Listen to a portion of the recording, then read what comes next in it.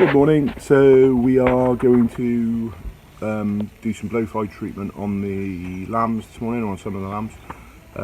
So it's still fairly early, so it's not warmed up too much yet. They kind of got out in the night, so we got them in before he'd really thought about it. So we've got kind of 50 odd lambs in here, I think. I'm not actually checked for sure yet. You've got 53, I've got one. So Sid's got one, I've got 53 apparently in this group, so 54 in here apparently. So yeah, we're going to vitamin drench them first actually, and then we'll use the Clixid.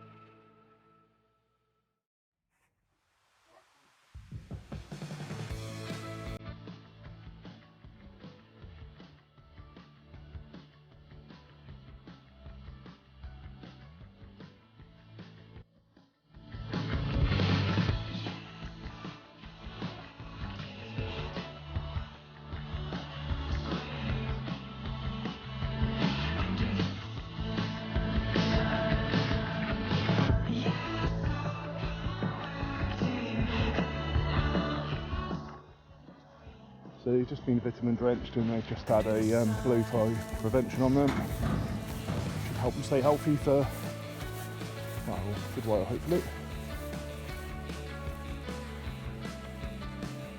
Go on! I don't know what it is with our sheep, they always seem to prefer the hedges to the grass, but don't they?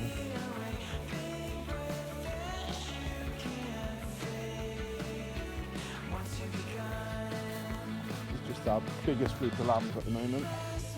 We've got, yeah. Ooh, shit. Barbed wire there. That's one of the bits getting re-fenced in the next few days. So, a bit of grass out here, you can see, they've got a sea view. There's actually an old bit of haylage that's left there. It wasn't eaten when there was less grass here. So we've just put first 26 ewes back out at the Summerhill land, which is the high nature status land we rent off the National Trust. So you can see grass hasn't been touched now for I don't know, 4 months or something. So everything needs to be allowed to go to seed. So well into July now. Can't really see the sheep because the grass is pretty much taller than them. So last year we cut everything. This year we may cut a few fields still, but we're just going to graze and trample most of it, I think, which a lot of people consider wasteful, but we are hoping to build some carbon in the soil, so this should help us out a lot. You can see it regrew quite late because it was quite dry quite early. You can see it's not the best. It wouldn't be considered like, you know, good enough for dairy cattle or anything like that, but for our sort of primitive and rare breed sheep, perfect. Hopefully we'll have some beef animals on it soon. But you can see it's quite a lot of green leafy stuff under the stalky, seedy stuff, which is really good for our for our sheep. But then the stalky stuff will get trampled. Well, they'll eat some and then they'll trample a lot, which will help build carbon.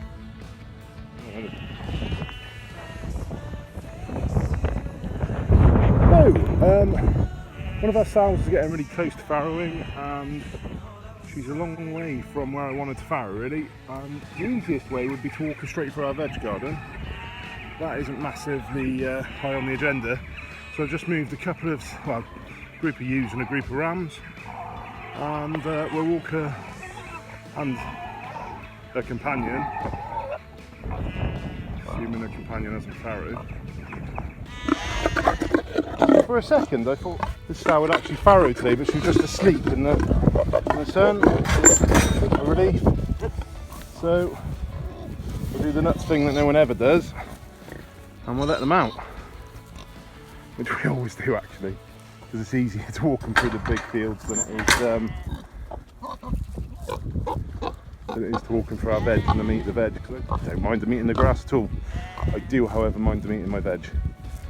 And we got quite a lot of potatoes over there at the moment, and obviously potato leaves are poisonous. The dainty girl sow on the right hand side is just starting to really bag up now. So, just happier to get her over where we can give her some help if she needs it. And this is an Eleonora. She's still a little way off yet. So normally we feed nuts. Well, historically we fed nuts because it makes a good noise. I'm currently feeding a blend because there's more British products in it. However, it doesn't really make any noise. So normally I would shake and they would just come over. Come on, girls! Come on, ladies. Hey, come here. Good girl.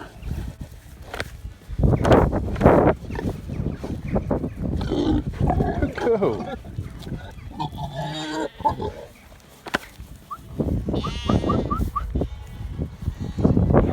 Well, we're halfway there. Shut this gate so they can't double back.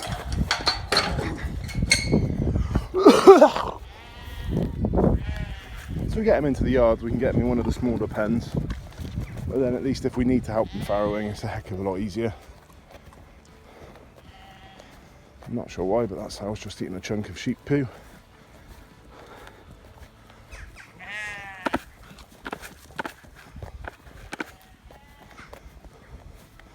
Logistically this was a bit awkward, so we've had to put a small group of ewes in a pen in the yard, and our rams are actually in the sort of what we call the top yard between the main yard and the road. So it's secure, it's just it's a big old area really, but it should be alright. So sheep are a bit confused and just waiting patiently. One sow is here, only one. Good girl. This is a definite step in the right direction.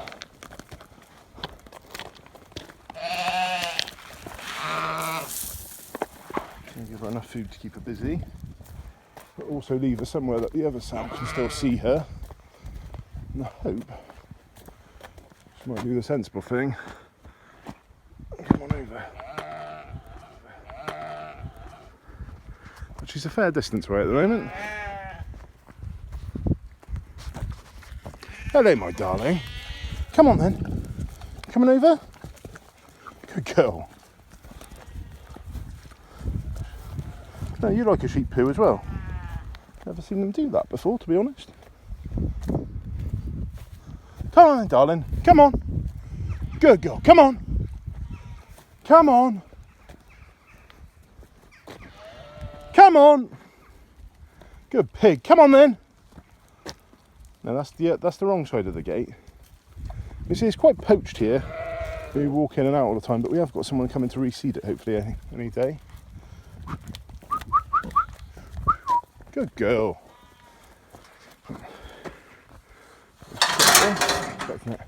Right, come on then, ladies. We're exploring the new shed, which eventually will have some farrowing accommodation. It's just we haven't got that yet. I don't know, they might want to come and see. In fact, the one sow, the Eleonora sow over there, is actually a full sister of this sow, who's already got a litter of piglets out in the sun. So these are almost ready to wean, actually. Anyway, I should get back to it. They seem to know what they're doing now. They're sort of going through the hurdles the way they would normally be set up for this. Right, shut these. Thankfully that was rather painless. They enjoyed a little bit of grass and a good trot round, and now they're actually both sharing a pen still, but they'll be I'll put them in their own pens literally a couple of days before they're going to farrow, just so they can nest and stuff. Sows.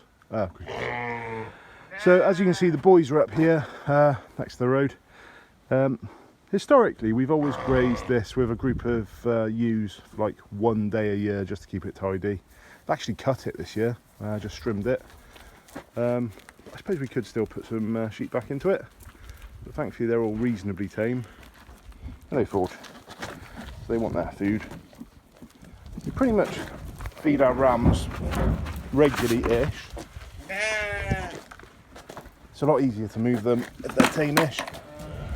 Shut the gate behind them.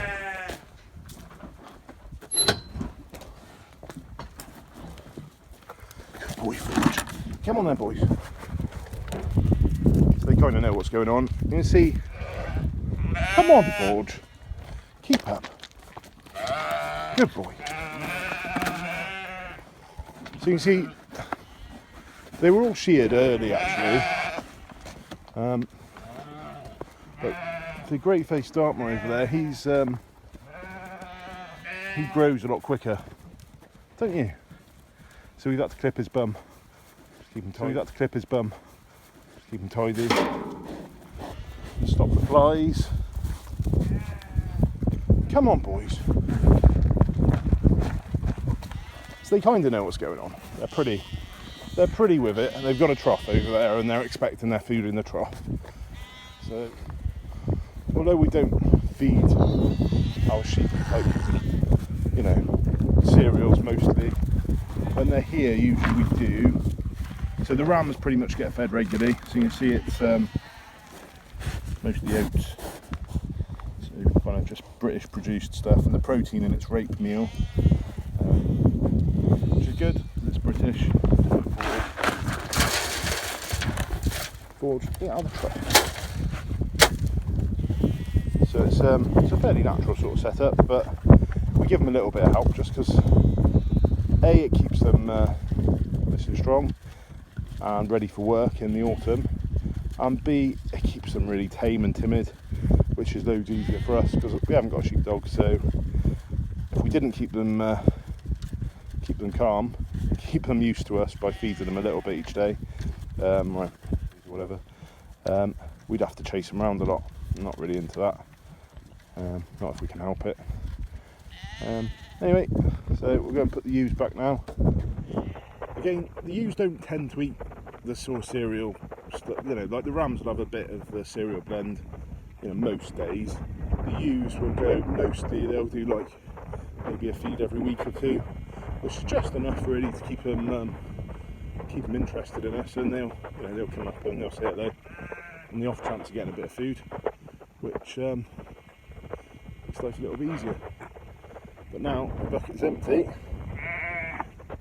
so we'll rely on them just being used to getting a bit of food.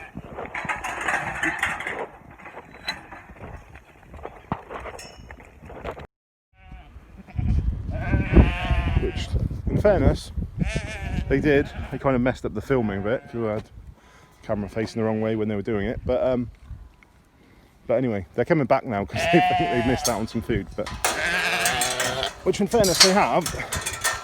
But equally, they don't really need it. There's still a bit of grass in this field, although I'm hoping they might. So, although there's not a lot of grass up here, and there's obviously a stripe where the pipe has been down. There is actually a bit of grass further over. There's also a few nettles. So there's not loads of grass. That is enough for them for a while, and they're still growing. It seems to be getting a bit longer with them in here, to be fair. Which is a little bit annoying, given we're meant to be resowing it soonish. Run the strimmer through a couple of little tufts of nettles. Just try to keep them down without using sprays, because we just don't really believe in it, to be honest. Which is probably not a very fashionable thing to say, certainly not around here. Although in fairness, our neighbours are organic, but yeah, it's kind of the norm to utilise chemicals, I guess, mostly. For worldwide farming, I suppose, but we're sort of trying to move away from that and do something completely different, to be honest. So we don't use fertiliser, we use, well, in fact, I don't know, you see that? It's really sunny. There's a muck pile just there, so we've got 2 different ages of muck. So that's our fertiliser, and not fertiliser, that's our muck, but don't use chemical fertilisers. And then yeah, we don't use weed killers either, so we'll try to graze things out if we can, or fortunate enough that we've obviously got quite a lot of pigs, so we can clean areas up reasonably effectively. So down there we have got a, that was a pig pen for a good while, and oh, they've trashed the house in fairness. We need to move that out and put it somewhere else, or repair it and put some pigs back in there.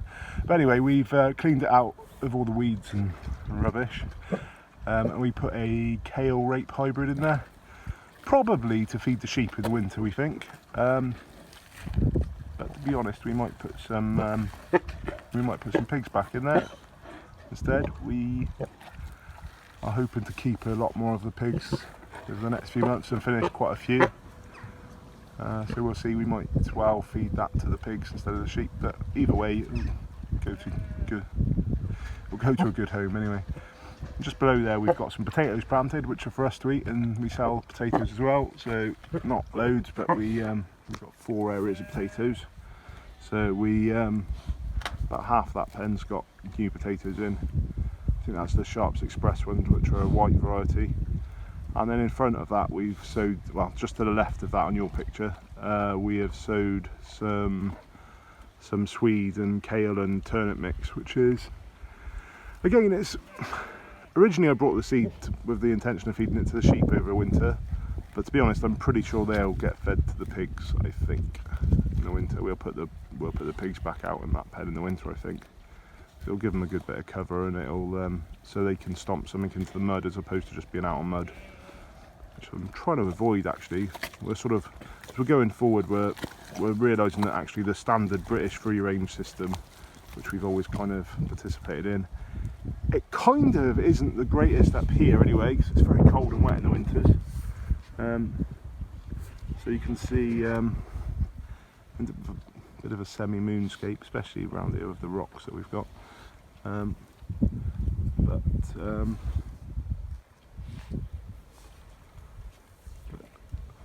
Pigs don't mind it at all, they actually quite like it, but for me I'd rather have the soil covered, I think, which is why we've started putting, one of the reasons we started putting old bales of haylage in, which is what they're nibbling through there. So a couple of weeks ago that was a whole bale, but they've just kind of chomped it down and led on it and played with it. But actually it gives the worms and the soil life something to eat, and actually, obviously we're not doing it on all of this pen at the moment, but we probably should be.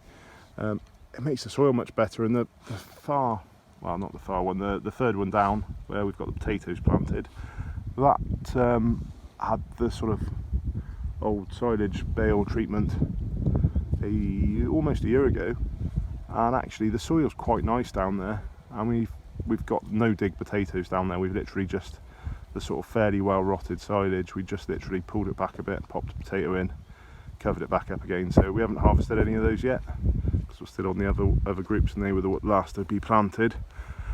But well, if it's all right and we've not got loads of green potatoes, then that is a nice way of us planting a decent amount of potatoes. We can, you know, in not a lot of time really, without any machines, we don't have a tractor. So yeah, so that's good. And the swede literally just got broadcast onto the same silagey mix.